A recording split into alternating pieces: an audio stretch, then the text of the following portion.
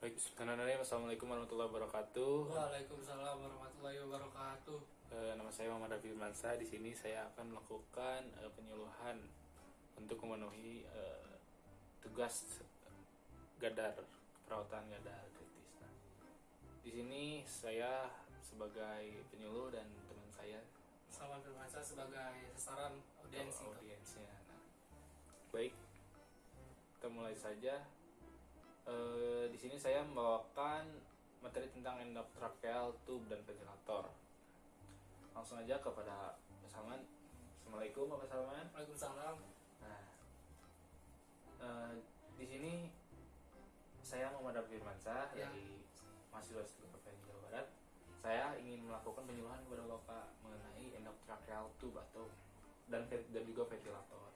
Sebelumnya Bapak tahu nggak endotracheal tube dan ventilator itu apa? Tracheal itu tenggorokan bukan sih, terus ventilator itu kayak ventilasi gitu, masuknya udara gitu. Nah, betul. Ya. Bapak belum tahu spesifik mungkin Ya, ya. Nah, mungkin spesifik. di sini tujuan saya mengadakan penyuluhan kepada Bapak yaitu setidaknya Bapak tahu sedikit demi sedikit lah dari saya mengenai endotracheal tube dan ventilator secara sedikit lebih spesifik gitu ya. Bapak sudah bisa dilihat di sini ada apa? PPT Sudah. terlihat. Oke. Kita next Pak.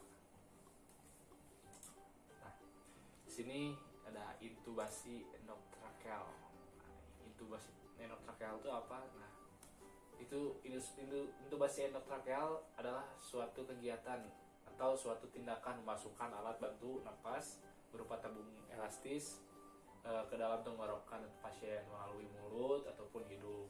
Nah, prosedur medis ini umumnya dilakukan pada kondisi yang darurat ketika pasien sulit untuk bernapas. Nah, tujuan atau intubasi endotracheal ini memudahkan pasien bernapas saat prosedur pembiasaan atau anestesi ataupun selama operasi yang membuat pasien sulit bernapas. Nah, intubasi ini dapat membantu saluran pernapasan pasien tetap terbuka dan mencegah pasien mengalami kekurangan oksigen akibat gagal napas. Nah, Bapak bisa dilihat di sini ada gambar tentang intubasi endotracheal.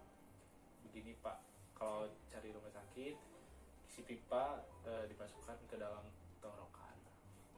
Kurang lebih seperti inilah Pak untuk gambarnya ya. Sampai sini ada pertanyaan Pak? Ada. Gimana? Tadi kan intubasi endotracheal itu kan memasukkan alat bantu napas pada saat pembiusan. Ya. Nah, kalau pasiennya nggak dibius itu, kalau ada masalah pernapasan, intubasi endotracheal itu masih bisa digunakan. Kita lihat lagi dari pernyataan atau pengertiannya Pak. Ya. Nah, di sini tuh hanya pada saat kondisi Pembiusan darurat. saja ya. Pada kondisi darurat saja. Oh, oke. Jika pasien masih bisa bernapas, bisa sadar, masih sadar gitu, jadi Gak usah pakai. tidak disarankan gitu. Nah, lanjut kita kepada tujuan prosedur intubasi endotracheal. Nah, tujuannya yaitu yang pertama menghilangkan hambatan pada saluran pernapasan. Yang kedua membuka jalan napas agar dokter dapat menyalurkan oksigen atau obat-obatan ke dalam tubuh pasien secara lebih mudah Pak. Jadi tidak seorang yang tidak sadarkan diri gitu Pak. Ya. Kalau misalnya mau masukkan obat kan susah, jadi Iya, benar. dengan cara ini Oh, intubasi gitu. endotracheal ya. Lalu ada melancarkan pernapasan pasien dengan kondisi tertentu kayak asma atau sekarang lagi booming COVID Iya, gitu Pak COVID, ya. benar. Ya, sekarang langsung ada pneumonia berat dan juga yang lainnya gitu Pak ya. Lalu yang keempat ada memudahkan dokter melihat kondisi saluran pernapasan bagian atas pasien. Lalu mencegah masuknya makanan, asam lambung, air liur dan benda asing lainnya ke dalam paru-paru ketika pasien dilakukan operasi hingga sadar gitu Pak ya. Lalu yang keenam memberikan bantuan pernapasan pada pasien yang menjalani operasi dengan anestesi umum. Kita lanjut. Nah, di sini ada prosedur dari intubasi endotracheal. Langkah yang pertama biasanya intubasi ini sangat penting gitu Pak dalam menyelamatkan nyawa. Nah, maka dari itu langkah-langkahnya harus sesuai, nggak boleh tertukar maupun ada miss gitu Pak. Yang pertama langkahnya adalah memberikan obat bius. Nah, obat bius ini diberikan oleh dokter maupun perawat gitu ya, dalam posisi pasien berbaring. Setelah pasien dibaringkan, kita biuskan obatnya, obat bius. Nah, tujuannya itu untuk melemaskan otot gitu. Lalu setelah bereaksi, dokter akan membuka mulutnya lalu memasukkan laringskop untuk membuka jalan napas dan melihat pita suaranya. Langkah yang kedua ada memasukkan tabung endotrakeal ke batang tenggorokan. Nah, setelah pita suara terlihat dan terbuka, dokter biasanya akan memasukkan tabung plastik elastis atau selang gitu lah yang bernama endotrakeal ini. Nah, dari mulut ke dalam batang tenggorokan pasien. Nah, ukuran tabung akan disesuaikan dengan usianya. Jika bapak misalnya masih kecil gitu, nah itu akan lebih kecil si selangnya lah. Kalau udah besar ya standarnya gitu pak. Nah, jika tabung ini sulit dimasukkan dari mulut, dokter akan masukkan alat bantu napas beberapa selang khusus melalui hidung menuju saluran pernapasan. Jadi kalau sulit dari mulut, bisa juga dari hidung. Nah, langkah yang ketiga yaitu menghubungkan tabung endotrakeal dengan ventilator. Nah, setelah dihubungkan ke sebuah kantung pompa napas sementara atau alat bantu pernapasan ventilator agar oksigen dapat masuk ke dalam paru-paru pasien. Nah, setelah terhubung lalu dimasukkan dihubungkan dengan ventilator gitu pak.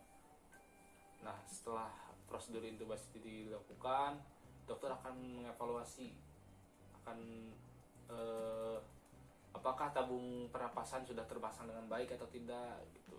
Jangan sampai pemasangannya tidak tepat. Nah, caranya dengan melihat pergerakan napas dan mendengarkan bunyi napas di kedua paru-parunya melalui stetoskop, pakai stetoskop. Nah, jika diperlukan dokter akan memeriksa foto ronsen jika untuk memastikan tabung endotrakeal sudah terpasang dengan benar. Nah, jika sudah terpasang, paru-paru pasien akan didengarkan oleh stetoskop, dan kalau masih agak ragu dokternya nanti akan difoto ronsen gitu. Nah, setelah itu kita lanjut. Nah, tadi sempat disinggung tentang ventilator gitu ya. Nah, ventilator ini dengan intubasi endotrakeal itu sangat berhubungan. Tidak mungkin jika tidak ada ventilator, intubasi endotrakeal akan terjadi. Nah, ventilator ini adalah mesin yang berfungsi untuk menunjang atau membantu pernapasan. Ventilator seringkali dibutuhkan oleh pasien yang tidak dapat bernapas sendiri, baik karena suatu penyakit atau karena cedera yang parah. Nah, tujuan dari penggunaan alat ini agar pasien mendapat asupan oksigen yang cukup. Alat ini digunakan di ruang perawatan intensif atau ICU. Nah, karena kondisi yang cukup membutuhkan, ventilator biasanya merupakan hanya dengan kasus yang berat gitu. Nah, ini Pak untuk gambar dari ventilatornya, Bapak bisa dilihat. Bapak mungkin tak asing dengan alat ini ya, di drakor-drakor banyak iya, gitu Pak, di film banyak. Nah, fungsinya itu untuk membantu pernapasan gitu Pak. Jadi sekarang Bapak sudah agak tidak asing lagi tidak asing dengan ini, tahu gitu apa namanya. Kalau Bapak nonton film kan nanti tahu, oh itu ventilator itu gitu Pak ya. ventilator Iya gitu. Nah, lanjut. Nah, kita membahas tentang ventilatornya. Sebenarnya tadi sudah disinggung, tapi kita bahas lagi. Nah, setelah intubasi selesai, ventilator kemudian akan dihubungkan pada selang tersebut. Nah, tadi setelah proses intubasinya sudah selesai, langsung dihubungkan dengan ventilator ini. Nah, penggunaan mesin ini cukup rumit Pak. Jadi pemasangannya hanya boleh dilakukan oleh dokter yang memiliki kompetensi untuk merawat pasien kritis. Jadi dokter yang khusus gitu. Selama terhubung dengan ventilator, pasien yang masih sadar tidak dapat berbicara atau makan melalui mulut karena ada selang yang masuk ke dalam tenggorokannya. Walaupun demikian, pasien akan berkomunikasi dengan tulisan atau isyarat. Jadi isyarat bisa dilakukan gitu untuk berkomunikasi dengan pasien. Nah, umumnya pasien akan merasa tidak nyaman gitu Pak kalau misalnya ada selang yang masuk ke mulut atau hidungnya. Terbayang gitu Pak ada sesuatu benda asing gitu. Gitu kan. Iya, yang ada di mulut. pasien juga terkadang akan melawan udara yang dihembuskan ventilator dan membuat fungsi ventilatornya kurang efektif. Nah, bila seperti ini dokter akan memberikan obat penenang atau obat anti nyeri kepada pasien agar lebih nyaman, agar tenang gitu Pak ketika terhubung dengan ventilator. Nah mungkin cukup sekian. Terima kasih ya Pak sudah mendengarkan. Sebelum saya tutup, saya ingin menanyakan beberapa pertanyaan. Oh, ada pertanyaan ya? Iya, Gimana? kepada Bapak. Aduh. Nah di sini Bapak telah mendengarkan materi saya Iya, ya Pak. saya sudah mendengarkan. Nah di sini saya ingin menanya kepada Bapak ya, setelah Bapak mendengarkan apa sih gitu definisi dari intubasi endotrakeal atau Ya. pengertiannya gitu Pak? Tadi yang saya pahami dari penjelasan Bapak Rapi ya, Ya. yang saya pahami jadi intubasi endotrakeal itu alat bantu napas yang dimasukkan ke dalam tenggorokan melewati mulut gitu. Oh Iya, untuk membantu pernapasan. betul Gitu. sekali Bapak. Mantap. Di sini ada 2 pertanyaan lagi Bapak. Ya, silakan. Kalau misalnya Bapak benar tiga-tiganya, Ya, Bapak mendapatkan pulsa Bapak. berapa pulsanya? Nanti saya Oh, kasih tahu di belakang ini. Ya, oke. Yang kedua Bapak saya gitu aja gitu Pak. Tujuan dari pemasangan endotrakeal tahu nggak Pak apa tujuannya? Tadi tujuannya kan banyak, bisa melancarkan pernapasan, Betul. bisa membantu pasien jika pasien nggak bernapas, kalau dipasang intubasi endotrakeal jadi bisa bernapas gitu Pak. Betul. Apalagi satu lagi Pak? Selagi jadi kalau misalkan pada saat pembiusan gitu bisa dilakukan endotrakeal intubasi endotrakeal. Satu lagi ya Pak. Terus saya paham cuma segitu gitu. Oh sudah segitu. Poinnya agak dikurang nih Pak, agak kurang spesifik berarti Pak. Tetapi sudah bagus Pak, sudah bisa memahami.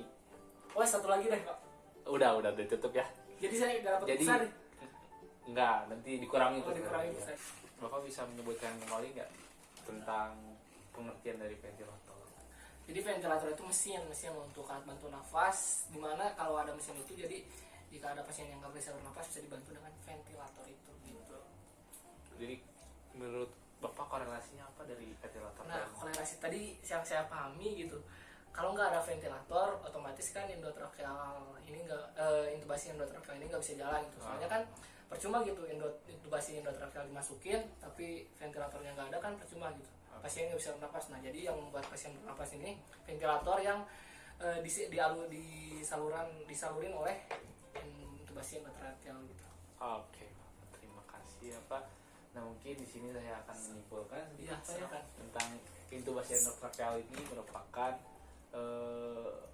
suatu tindakan yang dilakukan memasukkan alat bantu napas sehingga pasien yang sedang kritis tidak sadar bisa terbantu oleh pemasangan endotrakeal ini. Nah, sedangkan ventilator itu merupakan alat bantunya atau mesinnya gitu, mesin untuk membantu pernapasannya. Mungkin cukup segitu saja Bapak. Oke. Terima kasih atas waktunya. Ya. Nanti Pulsanya jangan lupa ya. Pulsanya Ya. dibicarakan di belakang Pak ya. Terima kasih. Wassalamualaikum warahmatullahi wabarakatuh. Waalaikumsalam warahmatullahi wabarakatuh.